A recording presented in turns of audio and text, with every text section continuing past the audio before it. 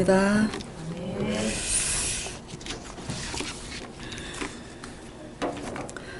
자, 이번 주 한 주간은 에스겔 말씀 16장, 17장, 18장 말씀을 우리가 한 주간 묵상했습니다. 그 말씀 중에 오늘은 16장 본문을 가지고 제목이 언약의 자손이라야 합니다 라는 주제를 가지고 여러분에게 말씀드리고자 합니다.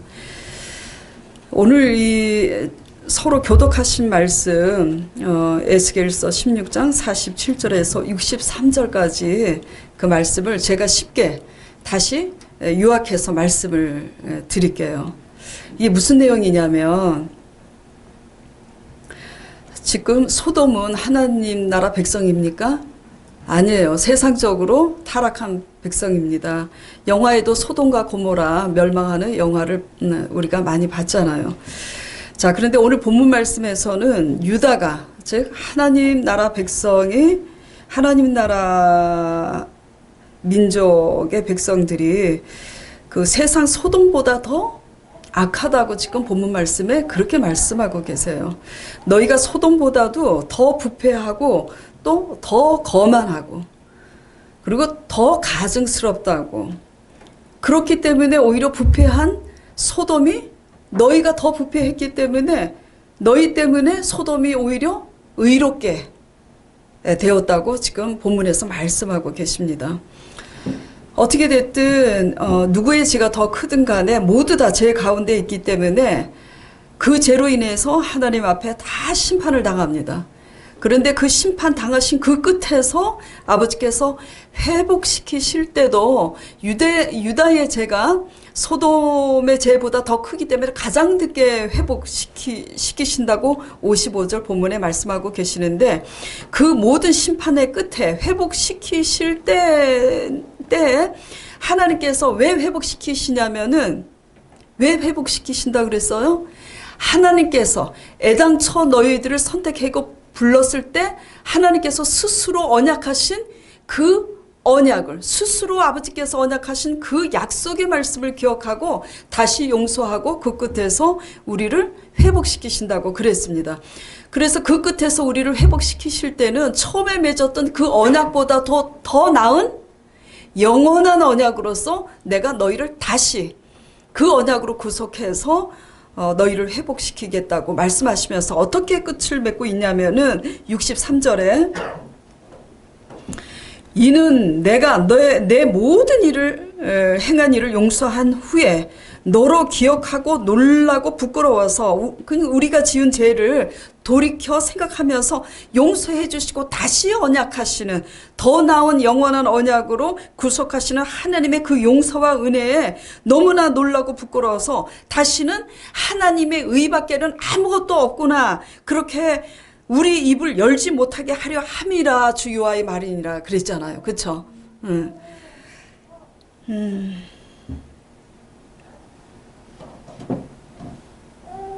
결국은 누구의 의밖에 없게 하시기 위해서 우리가 타락한 끝에 아버지의 더 나은 영원한 새 언약으로 우리를 구속하신다고 하시는 겁니까? 하나님의 의밖에는 없어요. 그러니까 의는 없나니 하나도 없어요. 소돔도 죄악으로 부패해서 하나님 앞에 의롭지 못해서 심판당하고, 또 하나님 믿는 백성들은 소돔을 향해서 어떻게 합니까? 손가락질을 하잖아요. 굉장히 음란하고 도덕적으로, 윤리적으로 굉장히 부패하고, 동성애가 그 옛날에도 그냥 너무나 만무해가지고 굉장합니다.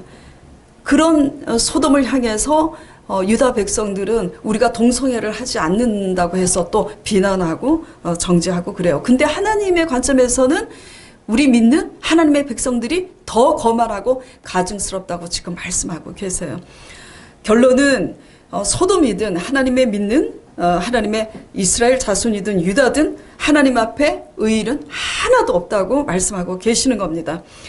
자, 오늘날 제가 질문을 할게요. 오늘날 하나님의 너희가 그 타락한 그 끝에서 다시 용서하고 구속하시는데 다시 영원한 언약으로, 새 언약으로 구속하신다고 말씀하고 계세요. 오늘날 하나님의 영원한 언약, 새 언약은 뭡니까? 예수 그리스도세요. 지난주 하나님의 의는 뭐라고 말씀드렸어요? 예수 그리스도라고. 오직 예수 그리스도밖에. 왜냐하면 왜 예수 그리스도밖에 의가 되지 못하냐면은 여기 지금 교회 십자가, 어디 외국에 여행을 가도 십자가가 붙은 그 건물을 보면서 아, 저기는 교회구나 우리가 알 수 있는데, 예수 그리스도의 십자가의 죽음과 부활 속에 제가 날마다 설교 때 빠지지 않고 말씀드리는 거예요. 뭐냐면 그 십자가 죽음과 부활 속에 뭐가 있다고요? 그 죽음 속에 우리를 죽기까지 우리 죄를 대속하시기 위해서 죽으신 하나님의 전적인 아가페 사랑이 담겨져 있는 겁니다. 그리고 우리를 위해서 죽으신 예수 그리스도를 하나님께서 어떻게 하셨어요? 살리셨어요. 죽은 자를 살리셨다는 그 얘기는 정말 믿을 수 없는 어마어마한 전능한 얘기입니다. 그렇죠? 그러니까 거기에 예수 그리스도의 십자가 부활 속에 뭐가 있냐면 하나님, 우리를 구원하시는 사람으로서는 할 수 없는 전능하신 구원의 전능한 능력이 있는 거예요. 십자가 속에 뭐가 있다고요?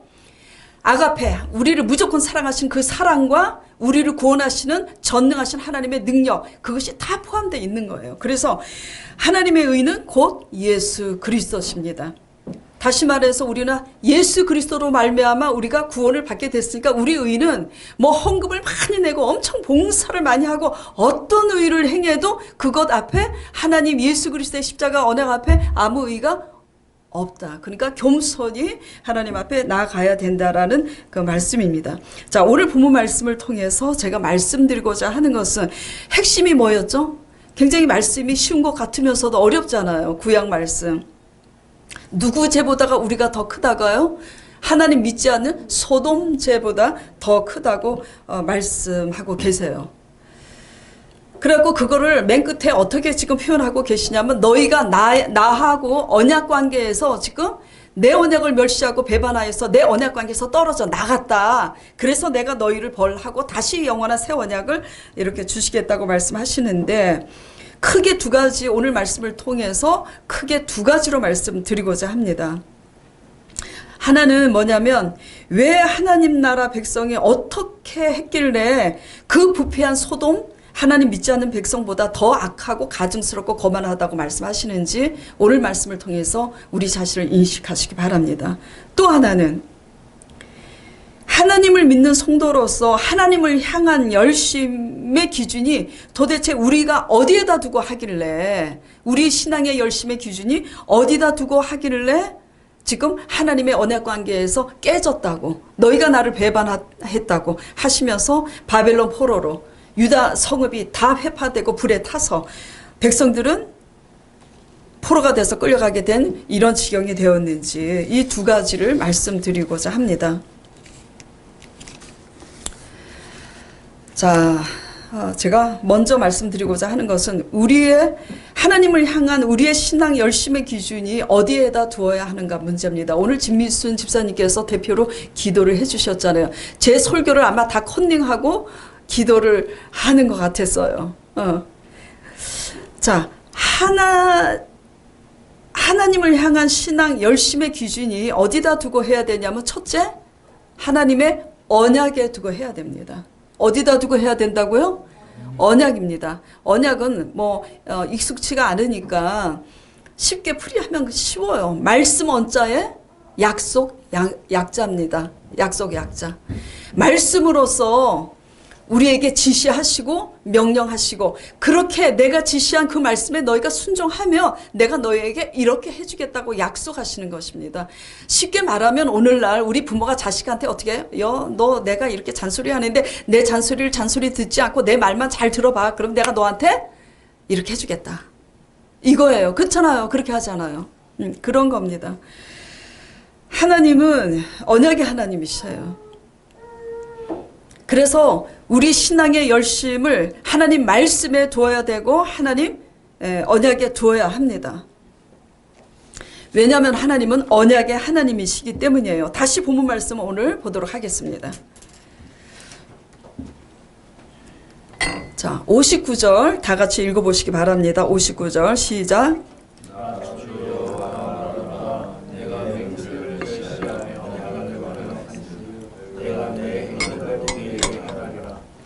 59절에 너희가 나를 믿노라 하면서도 내 언약을 멸시하고 배반하였은즉 내가 너의 행한 대로 내가 그렇게 갚아주리라. 지금 이 말씀을 하고 계신 거예요. 그 다음에 60절에 같이 읽어보겠습니다. 그러나 내가 너의 어렸을 때 너와 세운 언약을 기억하고 너와 영원한 언약을 세우리라. 너가 언약을 배반했기 때문에 내가 너를 징계하고 심판하는데, 그렇게 해서 심판하고 징계해서 다 실패하게 하고 다 잃어버리게 한 그 끝이지만, 내가 스스로 한 언약 때문에 내가 한 언약을 내가 스스로 지키기 위해서 그 영원한 언약으로서 너희를 다시 회복시키신다는 지금 말씀을 하고 계세요. 예수 그리스도의 십자가 언약이죠. 62절에 다시 62절 보겠습니다. 내가 너에게 내 언약을 세워서 너로 나를 여호와인 줄 알게 하리니. 그러면서 63절에 이렇게 함으로써 너희가 용서받은 후에 너로 부끄러워서 아무 말 못하게 하려 함이라. 아무 말 못하게. 결국 하나님의 무엇에 대해서 지금 계속 강조하고 계세요? 언약에 대해서 지금 말씀하고 계십니다. 이스라엘 백성들이 굉장히 열심히 믿었잖아요. 그쵸? 새벽에 일어나서 새벽 예배 드리고 안식일 주스 얼마나 잘했습니까? 그쵸? 11조도 드리고 헌물도 드리고 봉사하고 그랬는데 지금 하나님께서는 너희가 내 언약을 멸시하고 뭐죠? 배반했다고 지금 말씀하고 계세요. 어떻게 배반을 했을까? 오늘 보도록 하겠습니다. 하나님은 하나님 언약에 의해서 이끌어 가십니다. 우리를. 그 언약에 대한 순종과 불순종의 여부에 따라서 하나님은 심판하시고 구원하시고 또 축복하시고 저주하십니다. 하나님은 중간 지점, 회색 지대는 없어요. 축복이든 징계든 구원이든 심판이든 딱 이렇게 갈라집니다. 그래서 신앙 안에서 우리가 뜨겁든지 차갑든지 선택하시기 바랍니다. 자, 하나님의 언약은 크게는 예수 그리스도의 십자가를 통해서 언약하고 계시고, 작게는 우리 개개인의 삶 속에 다가오셔서 각자에게 맞는 언약의 말씀을 주십니다. 경험하셨죠? 그렇기 때문에 우리의 열심은 그 무엇보다도 하나님이 말씀하시는 그 언약, 내 개인의 삶 속에 내가 기도하고 내가 위기 가운데 하나님 앞에 부르짖었을 때 내게 말씀하시는 그 한마디 말씀에 중점을 두고 우리는 살아가야 됩니다. 다른 어떤 열심으로도 그 하나님께서 내 개인의 삶에 지시하신 말씀에 불순종한 것을 다른 열심으로 대체시킬 수 없다는 것을 아셔야 돼요. 예를 들어서 요번에 새신자로 들어오신 아버님이 계시잖아요. 그 아버님이 사기를 당하셔서 한 200억 정도 건물 빌딩이 날아가고 그 보증을 잘못 쓰셔가지고, 그래서 그렇게 한 그 친구분의 동생은 외국으로 도망갔어요. 그래서 자살하시려고 하시다가 이 교회, 우리 교회 오게 되셨어요. 예전에 CEO로서 잘 나가셨던 분이니까 얼마나 똑똑하십니까? 그래서 친구의 또 연락으로 일본에 가서 새로운 어떤 일을 하시려고 하실 때 하나님께서 나타나신 거예요. 아버님에게. 너 가지 말라고. 여기 그냥 이 교회에 있으라고. 그래갖고 지금 오도 가도 못하고 여기 지금 계시는 겁니다. 좋은 일이 있을 거라고, 아름다운 일이 있을 거라고, 그래서 지금 하나님의 역사가 일어나서 좋은 일이 있잖아요. 그렇죠?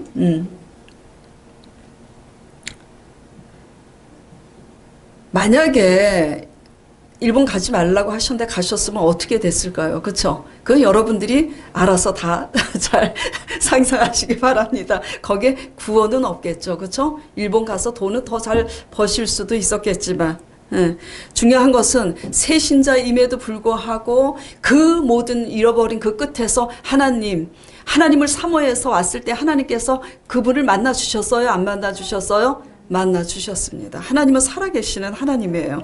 그래서 작게는 우리의 삶 속에 아버지께서 다가오셔서 위기 가운데 우리에게 말씀하십니다.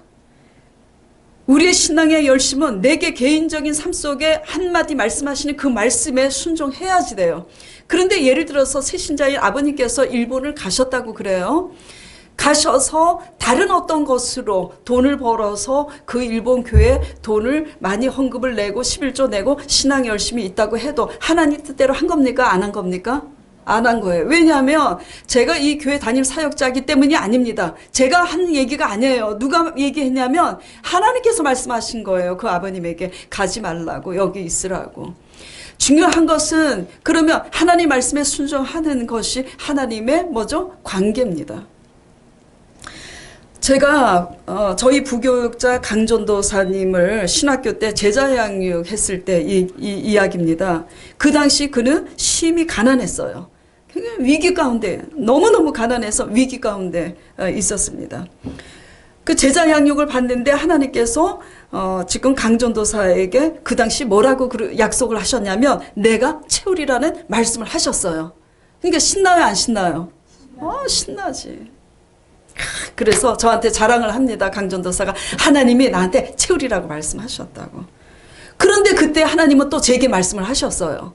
뭐라고 말씀하셨냐면 잘 들으셔야 됩니다. 그가 언약의 자손이라야 한다. 저는 생각을 했어요. 강전도사에게는 채우리라고 말씀하시더니 나한테는 왜 언약의 자손이라야 한다라고 말씀하셨을까? 저는 제자 양육을 시키는 선생이었고 강전도사는 배우는 입장이었잖아요. 깨달았어요. 언약의 자손이다라는 것과 언약의 자손이라야 한다는 말은 틀려요? 같아요? 틀려요. 깨달은 겁니다. 하나님이 채우리라고 말씀하셔서 지금 강전도사가 대단히 좋아하지만 처음에는 실패하겠구나를 아는 거예요. 그러나 그 실패의 과정을 통해서 언약의 자손이 어떻게 돼야 어떻게 믿음으로 결단해서 순종해서 가야 되는지 이게 언약의 자손이구나. 그 과정, 실패의 과정을 통해서 언약의 자손이 되도록 하나님이 이끌어 가시겠구나. 저는 아는 거예요. 저는 그걸 하나님의 음성을 듣고 알았는데 그걸 강전도사한테 미리 얘기해 주면 돼요, 안 돼요? 안 돼요. 왜냐하면 실패할 거를 다 알고 가면 재미없잖아요. 그래가지고 저는 모르는 척하고 잘 될 거라고 하나님이 채우리라고 말씀하셨으니까 잘 될 거라고 믿고 가자고 그래서 이제 갑니다. 그런데 어떻게 됐어요? 실패했어요. 아주 가난해서 위기 가운데 쪽방같이 작은 방에 있었는데 그나마도 채우리라고 말씀하셨는데 커녕 어떻게 됐냐면 진짜 노숙자가 된 겁니다. 그래서 이게 지금 지나갔으니까 이런 간증이지 노숙자가 돼서 7개월을 분당에 있는 모든 큰 교회는 다 돌아다니면서 노숙자 생활을 한 거예요. 밤에 성전에서 밤을 새고 자고 철야할 때는 같이 철야하고 그리고 눈치 봐가면서 밤에 가서 기도하다가 누워서 가끔가다 연세 드신 분들 권사님들 할머니들 오셔서 성전에서 기도하다가 주무시잖아요. 같이 자는 거예요. 그렇게 7개월을 보냈어요. 그때 이제 제가 여러분에게 이렇게 일러 바칠 게 있습니다. 그때 강전도사가 저를 향해서 어떻게 원망했냐면 전도사님 만난 거 나 후회하고 있다고. 그리고 마귀 할멈처럼 보인다고 얘기를 하더라고요. 신나서 따라왔는데 말씀 따라가는 게 너무 힘든 거예요. 채우리라 하셨는데 그리고 채우리라고 하나님이 하셨잖아. 근데 저를 원망하는 거예요. 왜냐면 하나님이 채우리라 말씀하신 대로 분명히 할 거니까 이렇게 해보라고 했거든. 근데 어떻게 됐어요? 노숙자가 됐잖아요. 그래갖고 신학교 이제 가야 되는데 전화가 왔어요. 마귀 할멈 같다고. 그래갖고 학교를 안 오겠다고 안 오더라고요. 그럼 그러거나 말거나 뭐 그냥 있었죠. 자, 이제 근데 그 과정을 통해서 7개월 만에 강전도사가 어떻게 됐습니까? 한겨울에 눈이 펑펑 내리는데 울면서 제3성전 그 앞에 육교에서 찬양을 합니다. 깨달은 거예요. 채우리라고 말씀하셨어도 바랄 수 없는 가운데 그 채우시는 믿음의 실상을 가지고 하나님을 찬양할 수 있는 믿음의 언약의 자녀가 돼야 되는구나 깨달은 거예요. 그래서 깨달아서 그 육교에서 한밤중에 찬양을 합니다. 무화과 나무 잎이 포도나무에 열매가 없을지라도 나는 여호와로 인하여 즐거워하리. 난 여호와로 즐거워. 울면서 찬양을 하는 거예요. 그러면서 저한테 고백을 합니다. 언약의 자손이. 그래서 제가 그때 물어봤어요. 강전도사를 불러서 야 언약의 자손이 뭐냐 제가 물어봤어요. 그랬더니 대답을 하는 겁니다. 자 하나님이 채웠겠습니까? 안 채웠겠습니까? 그리고 나서 채웠습니다. 그래서 하나님께서 역사하셔서 몇 천만 원 수천만 원을 채워서 방도 얻고 지금 계단 청소 이 분당의 모든 단독주택의 그 청소 관리업을 맡아서 직원들이 다 일을 하고 지금 사장이 돼서 본인은 일을 하지 않으면서도 사역에 전무하는 사장이 되지 않았습니까? 하나님께서는 채우리라 또 여러분에게는 어떤 말씀을 하셨어요? 하나님은 반드시 살아계시고 그 말씀대로 역사하시는데 그 과정을 통해서 우리를 언약의 백성으로 이끌어 가십니다.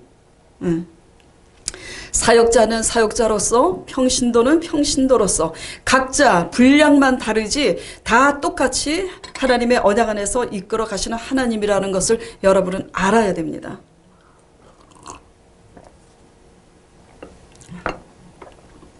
자, 창세기 17장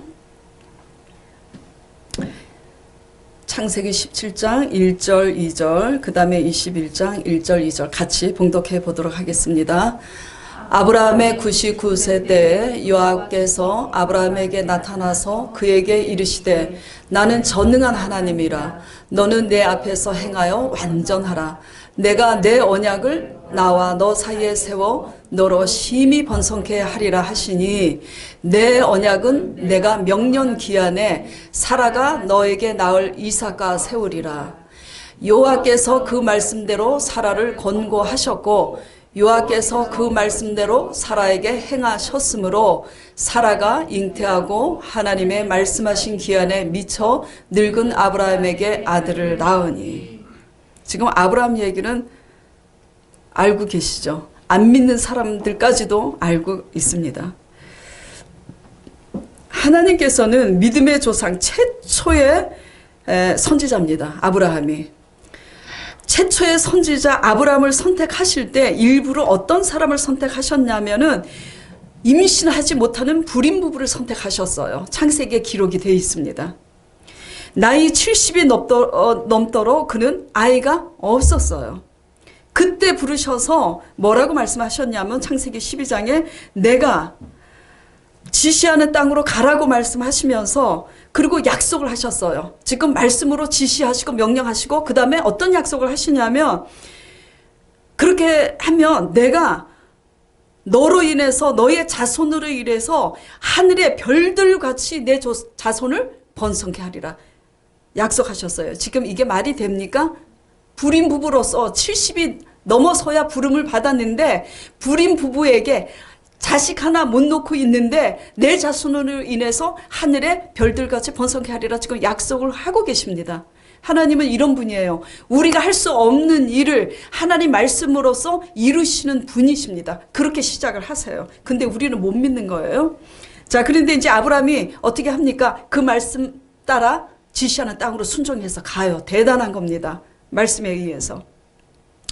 그런데 10년이 지나가고 있어요. 근데 하나님께서 주셔요? 안 주셔요? 아이를 안 주세요. 임신이 안 되는 거예요. 그래서 어떻게 합니까? 할 수 없이 이렇게 하다가는 우리가 자식도 못 낳고 늙어 죽고 우리 기업을 물려줄 자녀가 없으니까 하녀를 첩으로 들여서라도 우리가 아이를 낳읍시다 해가지고 하갈 첩을 드리는 거예요. 그래서 낳은 아들이 누구냐면 이스마엘입니다. 자, 하나님의 약속의 말씀을 하셨음에도 십몇 년을 기다렸어요. 대단한 겁니다. 그렇죠? 근데 하나님이 너무나 그렇게 우리 애의 간장이 타도록 그렇게 하시면서도 짓궂을 정도로 안 주세요. 그래서 첩을 들여서 자식을 낳았어요. 그리고 10년의 세월이 또 지났어요. 20몇 년이 지난 겁니다. 그래서 17장에 언제 나타나셨냐면 또 아브라함 99세 때 나타난 겁니다. 사라, 그때 아내 사라는 몇 세였죠? 100세였어요. 최초의 아마 연상녀가 사라가 아닌가 싶어요. 한 살 더 많았습니다. 아브라함보다. 그때는 사라가 이미 늙어서 경수, 오늘날의 월경이죠. 월경이라고 말하는 여자의 그 경수가 끊어졌어요. 그때 하나님께서 나타나셔서 이렇게 말씀하십니다. 자세히 지금 보세요. 아브라함에게 나타나서 그에게 뭐라고 소개하고 있습니까? 나는 전능자, 전능한 하나님이라고. 하나님께서 당신 자신에 대해서 전능하다고 말씀하시는 게 창세기 17장에 비로소 시작되고 있습니다. 전능자 하나님이라고. 그러니까 너는 내 앞에서 행하여 완전하라. 내가 너한테 언약을 약속을 하는데 내년 이맘때에 너가 아들을 낳을 것이라고. 그리고 이름도 지어줍니다. 이삭이라고 하라고. 그런데 여러분들이 알고 계시지만 사라가 장막 뒤에서 천사가 아브라함에게 하는 소리를 듣고 장막 뒤에서 이렇게 뭐 음식 준비하다가 그 얘기를 듣고 웃어요, 안 웃어요? 속으로 웃습니다. 왜 웃냐면 아이고 내가 월급도 끊어지고 이렇게 노쇠했는데 아이고 무슨 아기를 낳아? 너무 우스운 거야. 믿어지지도 않고. 그런데 천사가 그리고 이제 사라가 들어오는데 천사가 사라 보고 뭐라 그래요? 너 왜 웃었냐고. 너 왜 웃었냐고. 그러니까 사라가 당황해서 안 웃었다고 그래요. 그러니까 천사가 다시 그래. 아니라 네가 웃었느니라. 왜? 네가 경수가 끊어지고 노쇠하였거늘 하나님께서 어떻게 일을 할 것이냐. 그렇게 웃었지 않느냐. 이렇게 천사가 지적을 합니다. 그러면서 여호와의 천사가 뭐라고 얘기하냐면 믿는 자에게 능치 못함이 없다고. 그렇게 얘기를 해요. 그리고 다시 한번 각인을 시킵니다. 내년 이맘때 너가 때가 기한이 되면 아들을 낳게 될 거라고. 그리고 천사는 사라집니다. 근데 어떻게 됐어요? 낳습니다. 21장에 그 말씀대로 낳았어요. 사라가 웃었습니다. 어이가 없어서 웃었어요. 속으로 웃었지만 웃었습니다. 강전도사가 채우리라 그러는데 채워지지는 않고 그러니까 저보고 마귀 할멈이라고 나 만난 거 후회가 된다고 이렇게 말씀 따라가는 게 어려운 줄 몰랐다고 막 그래. 지금 똑같은 과정이에요. 표현만 다르지. 그렇죠? 우리는 다 똑같습니다. 실패를 통해서 그러나 그 실패 후에 아버지께서는 어떻게 하세요? 그럼에도 불구하고 언약대로 아버지께서는 이끄시는 분이에요. 하나님은 말씀대로 역사하시는 정령 그 변치 않고 약속을 지키시는 살아계신 하나님을 여러분 모두 믿으시기 바랍니다. 그래서 어떻게 됐으면 이제 아기를 낳았습니다. 이삭에게도 창세기 26장에 보면은 흉년이 들어서 이주를 하려고 그랬는데 하나님께서 나타나셔서 뭐라고 그래요? 가지 말라고. 새신자 아버님에게 말씀 일본에 가지 말라 하신 것처럼 가지 말라고 이삭에게도 그럽니다. 그리고 뭐라 하냐면 가지 말라. 근데 가지 않고 네가 순종하면 이 땅에서 하나님께서 복을 주시고 너 아비에게 약속한 대로 내 자손으로 심히 번성케 되리라. 그래서 순종을 하니까 그 해 어떻게 됐어요? 그랄 땅에서 오히려 흉년이 들었으면서도 발음이 잘 안 되네. 그의 농사의 100배의 소출을 얻었다고 기록이 되지 않습니까? 자, 지금 이게 어느 정도 지금 이제는 감이 잡히시죠? 하나님께서는 아브라함과 이삭에게 언약하셔서 사람의 힘으로서는 절대 불가능한데 약속에 의해서 아기를 주시지 않았습니까? 그렇죠? 이삭에게도 마찬가지고 강전도사에게도 마찬가지고 새신자인 아버님에게도 마찬가지입니다. 그렇게 지금 이끌어 가고 계세요. 그런데 이제 문제가 뭐냐면 이렇게 해서 이제 자손들이 번성해지고 있어요. 번성해지고 그리고 형통해지고 부강해지고 하나님의 지혜로 말미암아 명성이 온 나라에 이제 소문이 난 거예요. 솔로몬 왕 때의 그 부귀와 영화는 아주 최고조를 이루지 않습니까? 그런데 어떻게 됩니까? 이제 이스라엘은 타락하기 시작합니다. 하나님께서 주신 그 부귀와 건세와 그 모든 지혜로 인해서 유명해질 대로 유명해졌는데 그때부터 타락해져서 하나님 뜻대로 하지 않고 하나님께서 주신 건세와 명성과 이런 것들을 가지고 이제 내 힘으로도 살아갈 수 있다고 여겨서 하나님을 의지하지 않고 하나님의 언약을 배반하고 우상 숭배하고 타락해요. 하나님께서 계속 권면하십니다. 엘리야 선지자를 통해서 엘리사 선지자를 통해서 권면하세요. 근데 듣지 않습니다. 그렇게 해서 어떻게 돼요? 열왕들도 다 제명에 못 살고 다 몰락하고 이스라엘 백성들 망하고 그렇게 징조를 주시는데도 계속해서 그렇게 결국은 바벨론 포로로 끌려가서 70년의 포로 생활을 하게 되는 겁니다. 자, 레위기 26장 15절 7절 같이 봉독하도록 하겠습니다. 시작. 나의 규례를 멸시하며 마음에 나의 법도를 싫어하여 나의 모든 계명을 준행치 아니하며 나의 언약을 배반할진대 내가 이같이 너희에게 행하리니 곧 내가 너희에게 놀라운 재앙을 내려 폐병과 열병으로 눈이 어둡고 생명이 쇠약하게 할 것이요 너희의 파종은 헛되리니 너희의 대적이 그것을 먹을 것임이며 내가 너희를 치리니. 하나님은 사랑의 하나님이시지만 하나님의 언약 관계에서 철저히 우리가 불순종했을 때는 하나님께서 징계하시는 하나님이십니다. 공의의 하나님이시에요. 그러나 하나님의 언약 관계에서 우리가 믿고 순종하면 하나님께서는 우리를 구원하시고 우리를 축복하십니다.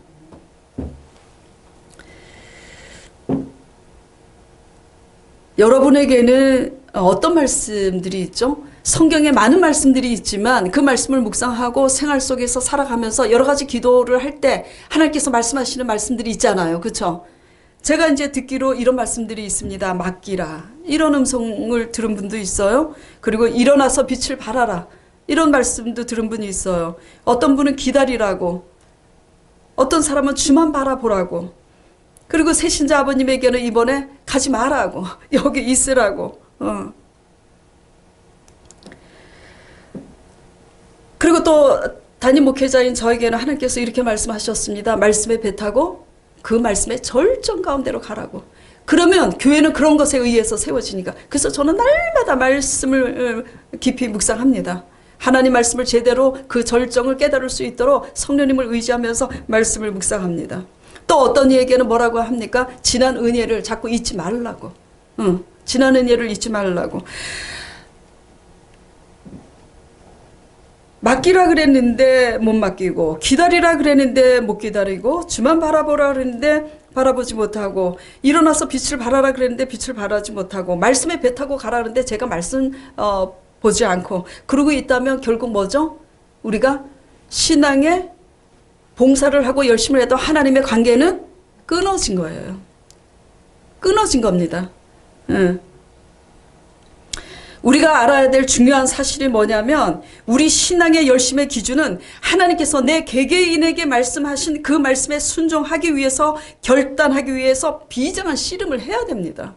비장한 씨름을 해야 돼요. 예를 들어서 하나님께서는 아브라함을 통해서 어떤 계획을 갖고 계셨어요. 번성하면서 가나안 땅에 그쵸 이스라엘 백성을 이주시키고자 하나님의 원대한 계획을 갖고 계셨잖아요. 그렇기 때문에 아브라함에게 본토를 떠나라고 하신 거예요. 하나님께서 하신 한마디 말씀에는 그 말씀 한마디에 뭐가 들어있냐면 첫째는 하나님의 계획이 들어있고 둘째는 그 언약 속에 우리가 변화되어야 될 그 모든 것이 다 들어있는 거예요. 그 한마디 속에. 이해가 가세요?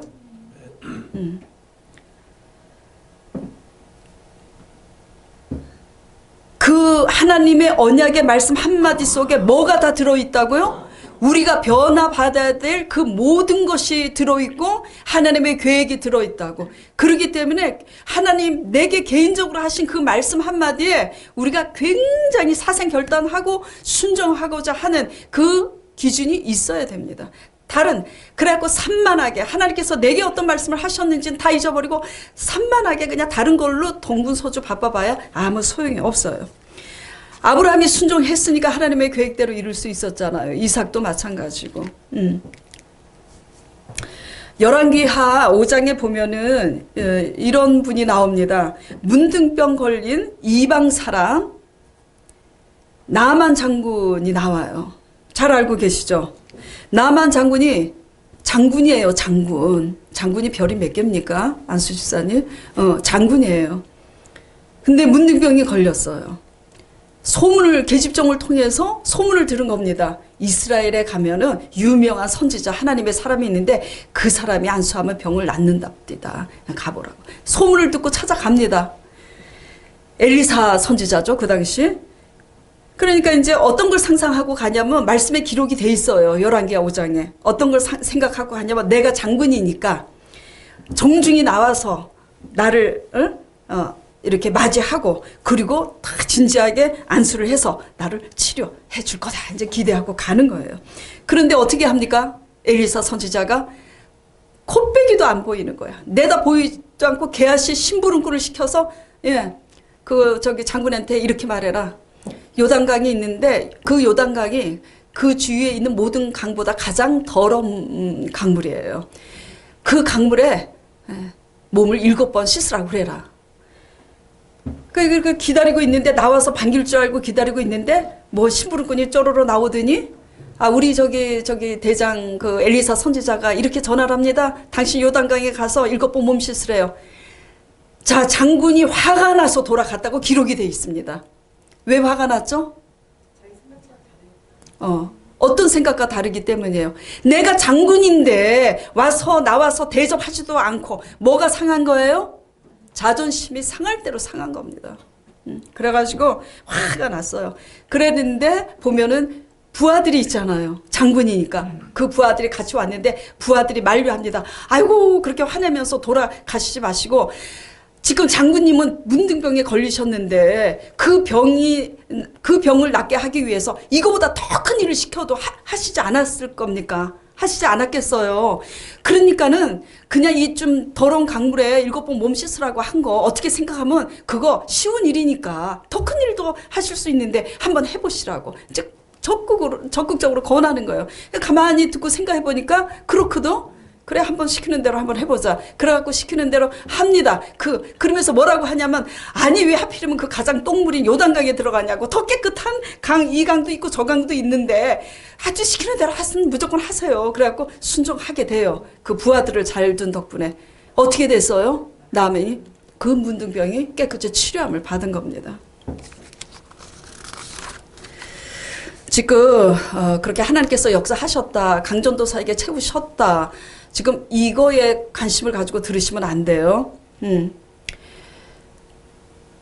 치료받았는데 왜 엘리사 선지자를 통해서 하나님께서는 장군이라고 오셨냐고. 이방 지금 장군이잖아요. 하나님 나라 백성 그 선지자가 이방 장군을 더 접대를 하고 이렇게 했어야 되는데 왜 자존심 상하게 그렇게 했냐 이거죠. 그리고 그 가장 더러운 요단강물에 들어가게 하셨을까. 하나님이 왜 이렇게 하신 것 같아요?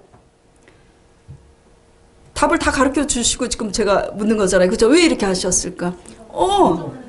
정말 자존심을 다 내려놓고 순종하는지 안 하는지 하나님이 그걸 테스트한 거예요. 하나님 말씀 앞에 내가 장군이라는 지위와 명예가 소용이 있습니까? 없어요. 사람 앞에서 장군이 중요한 거지 하나님 앞에서는 장군이고 뭐고 다 소용이 없어요. 다 내려놔야 됩니다. 자존심도 내려놔야 돼요. 하나님께서는 하나님 말씀에 순종하기 위해서 장군이라는 지위와 자존심을 다 내려놓는지 그걸 보신 겁니다. 제가 왜 나만 얘기를 하고 있냐면 이삭도 거부잖아요. 아버지가 거부니까. 거부라서 정말 하인들을 많이 거느리고 있어요. 흉년인데 이주하지 않으면 자기가 거느리고 있는 그 많은 그 하인들 종들이 다 굶어 죽게 생겼잖아요. 근데 하나님이 있으라고 해서 있는 일이 그 흉년에 순종하고 거기에 있는 일이 사실 작은 일이 아니에요. 죽으면 죽으리라 결단하고 순종하는 일이죠.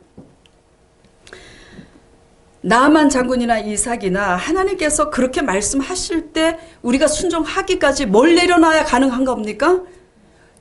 굶어 죽으면 죽자 하고 내려놓고 또 자존심, 장군이라는 지위와 자존심 내려놔야 뭐죠? 순종이 가능한 거예요. 그러니까 우리에게 맡기라고 말씀하셨으면 우리가 뭘 내려놓지 못해서 지금 맡기지 못하지? 이거에 하셔야 돼요. 일은 하나님이 하셔요. 일은 누가 한다고 그랬어요? 제가 날마다 설교 때 일은 하나님이 합니다. 근데 그걸 모르니까 일을 그냥 그렇다고 또 좀 성실하게 일하지 말라는 그런 얘기가 아닙니다.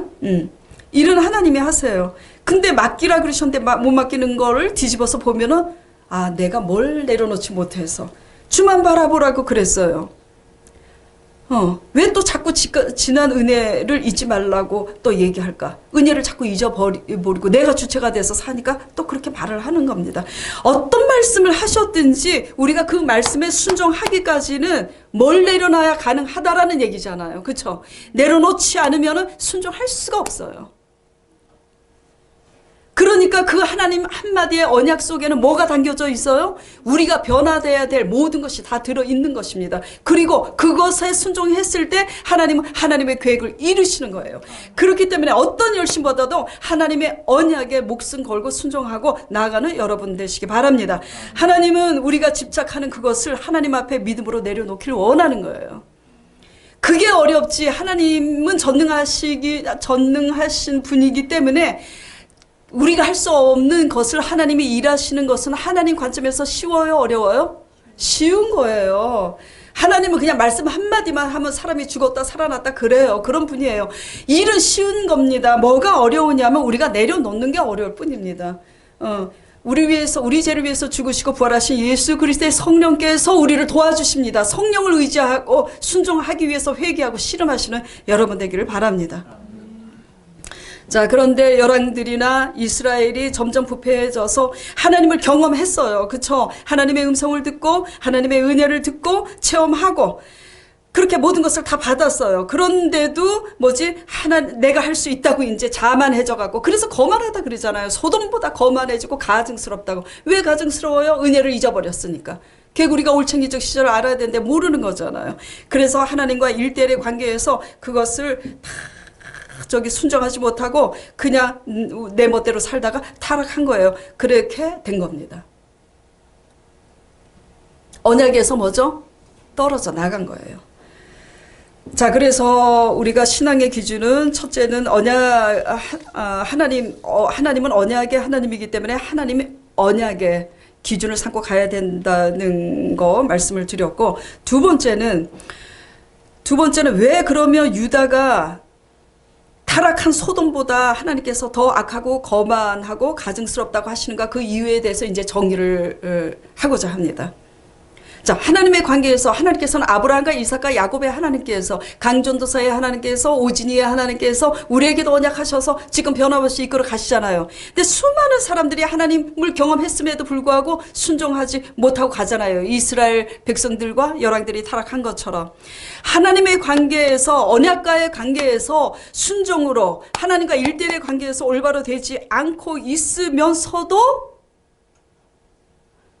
우리가 주일 성수하고 우리가 헌금을 드리고 어떤 열심이 있다는 것 때문에 우리 기준에서 부패한 소돔을 손가락질 하는 겁니다. 잘 들으셔야 돼요. 내가 하나님의 언약 관계에서 순종으로 있지 못하면서도 내가 내 기준에서, 예를 들어서 내 자식 때문에 속 썩어, 속 터져. 저놈의 새끼 때문에 내가 그냥 저놈만 말을 잘 들으면 우리 집이 평화인데, 또 내 배우자, 그것이 내 아내이든 남편이든 속을 새기면 저 인간 때문에 막 그렇게 우리 집이 이렇게 된 거야. 막 이렇게 하고, 또 내 형제 때문에 그렇게 이제 해요. 사실 속을 새기면 내 기준에서 그렇게 합니다. 근데 하나님의 관점에서, 오늘 제 얘기가 아니에요. 오늘 하나님의 관점에서 에스겔 16장에 소돔의 죄보다 너희가 크다 그러잖아요. 왜 크다고 해요? 하나님께서 말씀하신 하나님의 언약에 불순종하고 있어서, 나와의 관계에서 불순종과 불신앙의 관계에서 지금 잘못되고 있어서 우리가 먼저 본이 되지 못하고 있는데, 지금 누구 탓하고 있는 거예요? 내 자식 탓하고 내 배우자, 내 형제 탓하고 있는 겁니다. 하나님의 관계에서 누구 죄가 더 큽니까? 우리 죄가 더 큰 거예요. 우리 죄가. 왜?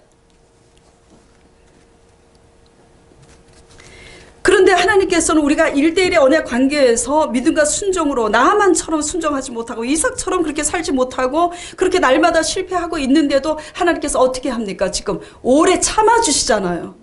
오래 기다려주시잖아요. 맡기지 못하고 기다리지 못하고 주만 바라보지 못하고 맨날 넘어지는데도 불구하고 선원님께서 또 격려하시고 오래 기다려주시잖아요. 그렇죠? 근데 내 기준에서 속색이는 내 자녀나 배우자나 내 형제에 대해서 기다려줍니까? 못 기다려줘요. 못 기다려줘요. 이게 뭐냐면 하나님의 관점에서 내 관계에서 순종의 사람이, 믿음의 사람이 되어서 너희들이 할 수 없는 이 기가 막힌 그 권능의 여호와 하나님을 너희 가정에 나타내고 있지 못하면서도 왜 너희 관점에서 소돔이 문제다, 누가 문제다, 왜 이러느냐 이거지. 왜? 우리가 하나님의 술을 안 마신다고, 도박을 안 한다고, 그것도 잘못된 거예요. 술을 마시는 것도 잘못된 겁니다. 고쳐야 돼요. 그런데 술을 안 마시고 도박 안 하고 그게 됐습니까? 하나님의 언약 관계에서 순종으로 믿음으로 가지 못하고 있는데, 하나님의 관점에서 볼 때는 다른 거예요. 다른 거예요. 우리가 하나님 관계에서 믿음과 순종으로 가면 하나님은 우리가 할 수 없는 어마어마한 일을 하나님은 하십니다. 그래서 술 마시고 도박하는 그 자녀가 우리 엄마가 달라지고 우리 엄마를 통해서 하나님이 행하시는 어마어마한 일을 보고 잔소리 안 해도 자녀는 달라지게 돼 있어요. 그걸 지금 말씀하시는 겁니다. 그래서 전번 주에 누가복음 18장 9절 말씀을 드렸잖아요. 자기를 의롭다고 믿고 다른 사람을 멸시하는 자들에 대해서 예수님께서 비유로 책망하시잖아요. 우리가 하나님에 대해서 종교의 생활을 한다는 그 열심 때문에 저도 그랬어요. 내가 굉장히 의로운 줄 알았어요. 그래서 내 관점과 기준에서 제가 그냥 속으로 그냥 그렇게 멸시하고 좀 부끄럽지만 비난하고 결국은 하나님께서 그걸 깨지게 계속 이끌어 그리고 교회 세우고 외쳐야 할 게 이런 거라는 거를 하나님께서 알게 하셨습니다. 잘 들으셔야 되는 게 뭐냐면 아직도 속삭이는 그 누구 때문에 여러분들이 아직도 하나님께 맡기지 못하고 기뻐하지 못하고 오직 성령으로 인해서 평강을 누리지 못하면 우리의 신앙이 하나님의 언약 관계에서 그만큼 뭐죠? 합하여 저 있지 못하고 세상적이고 우리 자신이 육적이라는 증거입니다. 지금 누가 회개해야 되냐면 우리가 회개해야 되는 겁니다. 하나님 언약에 대해서 순종해 보지 않는 이상은 평생 가도 하나님께서 말씀대로 일하시는 하나님을 평생 가도 알 수가 없어요. 순종하지 않는 이상은. 이 신앙은 순종할 때만이 하나님께서 역사하시기 때문에 우리가 말씀에 대해서 우리의 자존심과 우리의 생각을 다 내려놓고 순종했을 때만이 하나님께서 말씀하신 대로 진짜 역사하시는구나 그걸 봅니다. 이걸 경험하지 않고 순종함으로써 이 하나님이 살아계신 것을 경험하지 않고 어떻게 예수 그리스도의 십자가의 그 큰 언약 내 죄 때문에 죽으시고 부활하신 그 십자가의 언약이 와 닿겠습니까? 지금 작은 말씀에 대해서조차도 말씀에 죽고 다시 사는 그 경험을 하지 못하는데 우리가 십자가의 죽음과 부활의 역사가 크게 와 닿겠냐고요. 순종하심으로써 부활의 역사 하나님의 구원을 보고 그렇게 함으로써 예수 그리스도의 십자가의 죽음과 부활의 그 언약을 조금씩 이해하시기 바라며 그리고 나아가서 우리가 전도하시기 바랍니다.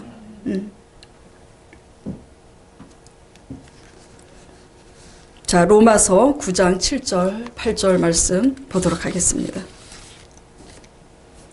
자, 같이 봉독하겠습니다. 시작.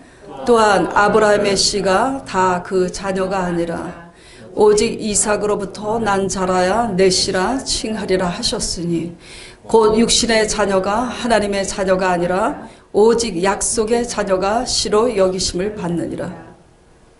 이게 무슨 말씀인지 다 아시겠지만 제가 다시 혹시나 해서 다시 설명을 드리겠습니다. 자, 아까 아브라함이 어떻게 했다 그랬어요? 하나님께서 자식을 준다고 하셨지만 십몇 년이 지나도 안 주시니까 인간적으로 첩을 취해서 하갈을 취해서 아기를 낳았다 그랬잖아요.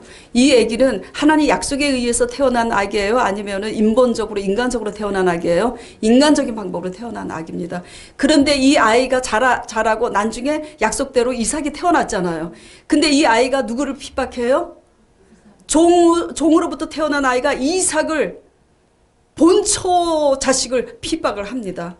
그러니까 사라가 속이 뒤집혀서 아브라함에게 뭐라 그러고 아브라함은 고민에 빠진 겁니다. 그래서 하나님께 기도하니까 하나님이 뭐라 그러셨냐면 그 계집종과 그 계집종의 아들을 내어 쫓으라 그래서 내쫓습니다. 이게 뭘 의미하냐면 아브라함의 씨가 다 그 자녀가 아니라 뭐만 내 씨라고요? 약속에 의해서 태어난 이삭만이 아브라함의 씨라고? 이게 무슨 얘기냐면 오늘날 하나님의 백성이라고 다 하나님의 백성이 아니라고 얘기하는 거예요. 하나님 백성이지만 마귀의 자식들도 섞여 있어요.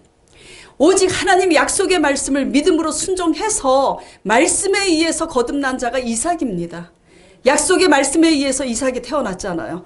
우리가 약속의 말씀에 의해서 순종함으로써 거듭나면은 우리가 바로 이삭인 겁니다. 이렇게 되지 않고 육의 생각으로 세상 안목과 정욕을 따라서 하나님 뜻대로 하나도 살지 않고 내 뜻대로 본능을 따라서 살면은 어떻게 되냐면 그 계집종과 그 아들을 내어 쫓으라고 한 것처럼 우리는 하나님 나라를 기업으로 받지 못합니다. 여러분 모두 오늘 말씀을 잘 상기하면서 내가 구태의연하게 믿을 게 아니라 내가 문제 속에서 하나님 앞에 주님의 얼굴 바라고 기도했을 때 하나님께서 내게 주신 그 한마디 말씀, 언약의 말씀에 목숨 걸고 순종함으로 언약의 자녀가 됨으로 그렇게 될 때 하나님께서 우리의 삶 속에 어떤 기적을 베푸시는지 경험하시기 바라고, 또 그렇게 할 때 하나님께서 어떤 기적을 베푸시지 않는다 할지라도 이미 그 속에 구원이 있는 겁니다. 언약의 자손이 되길 바랍니다. 자, 이 말씀을 생각하면서 잠깐 우리 자신을 위해서 기도하는 시간을 갖도록 하겠습니다. 하나님 아버지,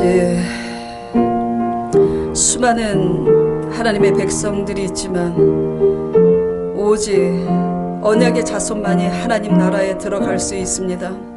하나님을 경험하고 하나님이 주신 그 모든 것으로 인해서 우리가 할 수 있다고 더 이상 하나님을 의지하지 않을 때 우리는 그때부터 교만해지고 그때부터 거만해져서 하나님의 언약 관계에서 끊어집니다. 주여, 모든 것을 정말 겸손함으로써 하나님을 의지함으로 어떻게 하든지 믿음과 순종으로 나아가게 하여 주시옵시고, 우리가 비로소 말씀에 의해서 순종할 때 하나님께서 그 약속대로 이루시는 하나님을 경험하게 하옵시고, 그로 인해서 십자가 부활을 증거하는 우리가 되게 하여 주시옵시고, 그렇게 함으로 또한 언약의 자손이 되어서 넉넉히 다 구원받는 우리 분당 소망교회 성도들이 되게 이들을 축복하여 주시옵소서. 예수 그리스도 이름으로 기도드리옵나이다.